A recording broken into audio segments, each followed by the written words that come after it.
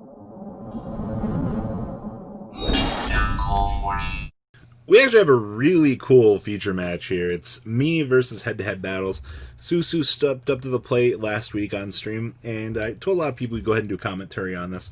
Check out head-to-head battles down below. That way you guys can check us out. We did this live on stream, like I said last week, and this was actually a lot of fun to do, and I'm definitely looking forward to in the future getting the chance to do cool things like this as well with other streamers and other YouTubers as well. So it's always a fun challenge. All right, let's begin, shall we? So we're going to start off. RPS isn't always my strong, so he's playing 50 cards. He's actually playing Danger Gramanju here. Lucky for us, we actually did win the RPS. So we're going to go ahead and start off with Magical Meltdown. Our hand is not the best thing in the universe here, I'm not going to lie. We actually hard drew the Rook. We actually do have the invocation loaded up. Had he gone first, he probably would have been able to border blow us out, because this hand is not a good recovery hand. We're going to go ahead and we're going to Alistair it on up here. You guys know where the Dragma Invoked play is going. We're going to convert it on into an Almirage, and then we're going to convert it on in to the Garden. That way we can climb on up into the Makaba. Man, Makaba set 3 is looking like the spice of this game, I'm not going to lie. Like, this is actually really bad. Alright, Makaba shuffle back, get back our Alistair. We're going to set the Rook, we're going to set the Strike, and we're going to set the Called By. Alright. Our opponent actually drew the Imperm here, which is literally just going to turn off our Makaba, or they're going to try to bait it in another fashion. It really just depends here. We're going to go ahead and get Kaiju'd, which, hey, it outs our friend. It does exactly as it needs to do here. He's going to go ahead and he's going to activate the Desires, which, man, I really wish we could do something about this. Oh, man. I also see he drew Space Rock here. So we're going to go ahead and resolve the Bigfoot. We're going to go ahead and shoot the rock out of his hand. He's going to get a free 3k body here. And down comes the Thunderbird. He's going to go ahead and summon the Thunderbird, getting him another draw, by the way. We're going to go ahead and reveal the Thunderbird on in hand, and we're going to continue on up ladder. So we're going to go ahead and get Thunderbirded here. He's going to attempt to target, and we're not going to allow it. We're going to call by that so that we don't have to worry about our strike actually disappearing from us. Actually pretty good. It actually overlays here into the spice, but thankfully we protected the strike so that we could make an attempt to climb up and actually live here. Because this is a big no-no here. This actually goes off. So, have to strike that thing on summon. He's actually going to summon the Necroface here to actually make a big monster that can actually swing, which is really good. Secure Gardener reloading back up for us, which is alright. Get some damage dealt on over, and we draw the Alistair here. Luckily, though, we're good at this game, and we actually have the invocation already in our hand. It's almost like opening up the invocation is really good. Make the Makaba load on back, and then we're going to go ahead and run it on over, and we're still going to hold the negate here. And we're still going to have the Rook loaded on up here for the next turn. He's going to danger Bigfoot. We're going to negate that. He's going to be forced to set. Now, I choose not to actually play the Disciples here.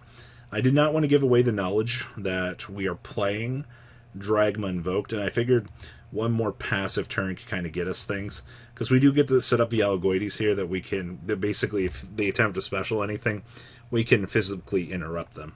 Because, you know, if this card is special summoned, or a monster is special summoned to your opponent's field, you get to target and destroy something. So, it's actually quite good. So we have the negate loaded up here, and we have 4,500 on board. There's no point in revealing this. I'm actually pretty greedy not showing this. It's actually really important, actually.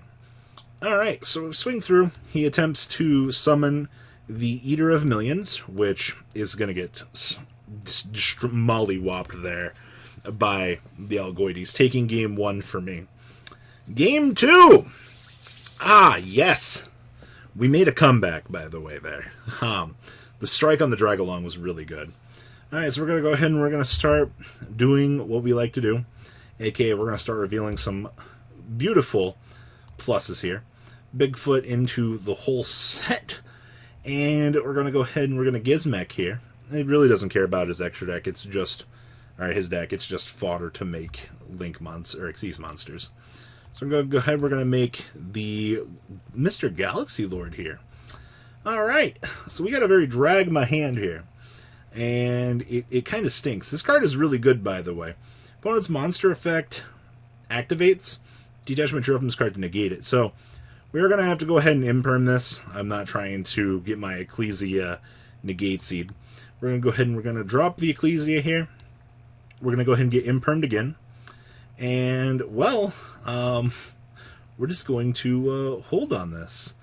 Alright, well, on end phase, Cosmic Cyclone 1, hitting the strike, which was our out to handle this guy, which kind of stinks. He's going to go ahead and fire the second Cosmic Cyclone, and he's going to go after the punishment here.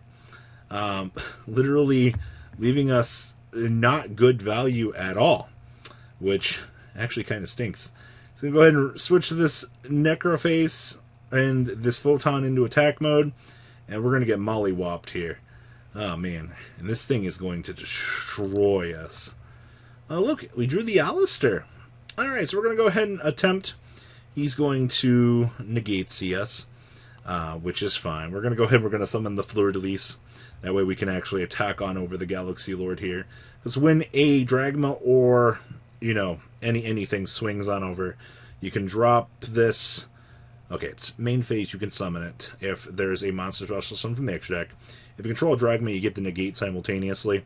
And when any Dragma swings, including herself, you can have everything gain 500 attack. So this actually goes to 3,000, actually able to run on over this. Which is actually really good. So back comes the Gizmek. Ah, yes.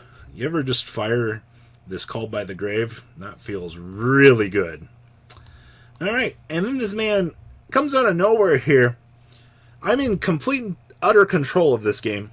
And down comes the Grand Manju to ruin my day.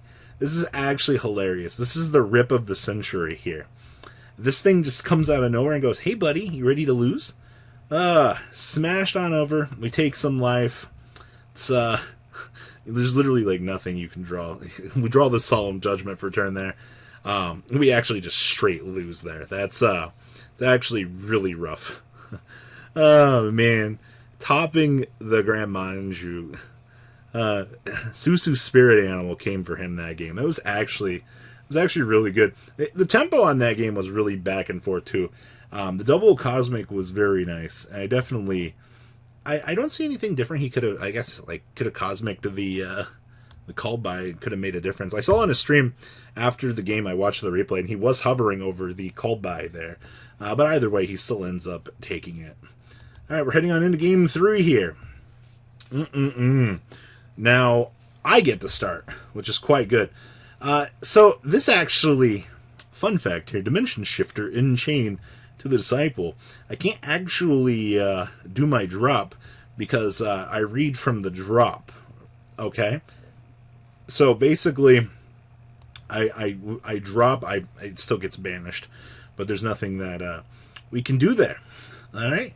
So, luckily, our opponent's hand doesn't look the best there either. Double Desires, Gamma Seal, Imperm, and the Lightning Storm. Dimension Shifter is really good. Alright, so we're going to go ahead and we're going to attempt to draw 2, but we're going to ash that. And they're going to set a nice Imperm in our column here. And we're going to go ahead and draw. Nice Called by the Grave for us, by the way. Draws a Necroface. Oh, look. It's a reusable fodder. Go ahead and second Desires it on up. Hopefully we get into some resources here. Lightning Storm for the 2. He's going to stick the normal summon Necroface on the field here. Alright. Well, time to reload back up everything. Going to make a really nice Necroface here with some big ol' stats. Alright, so we're reloaded back on up here. It's so big. I'm going to eat that straight to the face. Nice 3,500 Necroface. We actually drew the Alistair here, which is going to get impermed, which is actually probably the best thing that could have happened here. Because now we're still going to be able to link on out into the Secure Gardener so that we can drop Maximus here. This card is the turning point of this entire game. So you can banish one Fusion, Synchro, Xyz, or Link monster from your graveyard. Special summon this card from your hand. During your main phase, you can send 2 monsters with different names from your extra deck to the graveyard. So now we're going to start messing with the extra deck here. I'm going to go ahead and drop Ashen and Ints. Ints is going to be able to trigger and kill off the Necroface here. And we're going to go ahead and on end phase we'll be able to trigger the Ashen, which we get Nibiru'd here. You know, I'm not going to lie, that this kind of stinks. We get a 5,055 token, by the way. This token is astronomical. And we're going to go ahead and we're going to hit end phase here. We're going to go ahead and special summon out the Ecclesia. And now the Ecclesia will trigger here for us. And at this stage, we're actually going to recruit for another Maximus. That way we can load it down next turn. So we can mess around with what our opponent's doing again. He draws his third pot of Desires for this entire game. By the way, this card is so skilled. Alright, so neg 9 to draw 2. He actually drew the Eater here to out the token, which is really good. He's also got the Bigfoot loaded back there, too. Down comes the Eater. We're going to get Kaiju'd on over.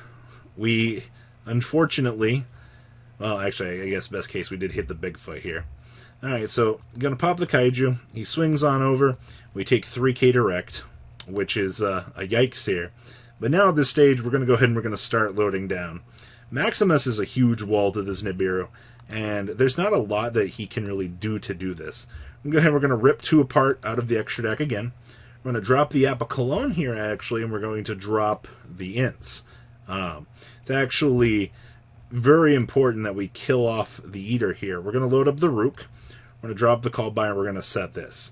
So this actually lets us make a construct now to mess around with the Nibiru here. Alright, because whatever element we end up summoning of this, we can pop the same element on the opponent's field. Downside is construct can't attack directly. This is going to pass because he drew the Nibiru here. We actually drew another punishment, which will actually be very passive. We're going to go ahead and we're going to Maximus again. We're going to drop 2. We're going to go ahead and Omega load back up the Ints for the next turn, which we definitely need it.